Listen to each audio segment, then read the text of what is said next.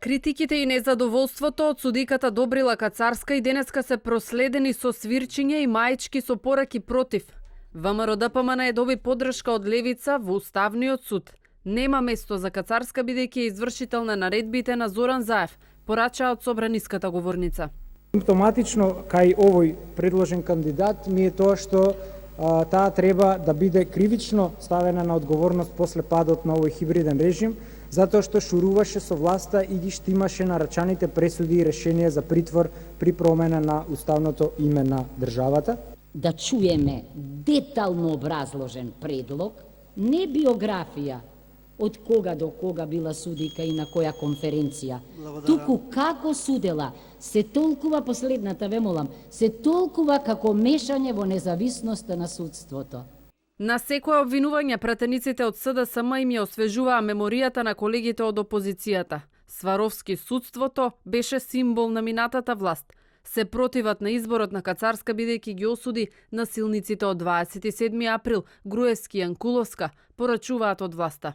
Интересно е како во вашите говори никако не сакате да се спомни минатото, како се вадеа судиите од нечие тефтерче. Не сакате да зборувате за Сваровски судството. Во ваше време беше избрана Елена Гошева, која што е мајка на сопругата на Игор Гиевски, председател на УМС, ВМРО. Дали Кацарска утре ќе седне на новото судиско столче во Уставен и првиот случај во нејзини раце ќе биде аболицијата од Ѓорѓе Иванов е неизвестно. За да стигне до највисокиот суд во Македонија потребни и се 61 пратенички глас и полагање на заклетва. Додека власта во законодавниот дом се бори за нејзин избор, се пребројуваат и гласовите во Уставен суд. На дневен ред утре е спорниот член 11-та, ќе се одлучува дали Иванов во 2016 година имал право да ја повлече аболицијата за 56 лица, без Кацарска во Уставен, со односот на силите според нашите брифери оттаму изедначен 4:4. Едните за запирање на постапката, со што прашањето за аболицијата нема да предизвикува правни потреси, а на обвинетите од СЈО ќе продолжи да им се суди без пречки, но останатите четворица судии се противат. Министерот за правда очекува Уставен да ги расчисти сите дилеми со аболицијата. За да не правиме какво било влијание, ниту пак да прејудицираме која ќе биде одлуката, не би можел да коментирам.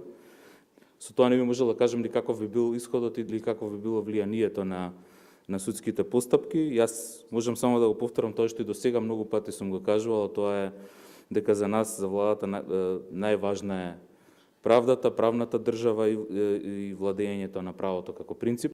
Без одлука од Уставен за повлечената аболиција, поранешните функционери кои тужат во Страсбур се во комотна позиција да ги добијат случаите. Сашо Мијалков, Гордана Јанкуловска, Милеја Накиевски, Владимир Талевски и останатите се повикуваат на помилувањето кое го добија од Ѓорѓе Иванов, што ги спасува од затвор. Не го признаваат повлекувањето на аболицијата. Државата тековно го пишува одговорот до Европскиот суд за човекови права со аргументи зошто за поранешните функционери не важи аболицијата од Иванов. Министерот Маричик исклучи спогодување со обвинетите.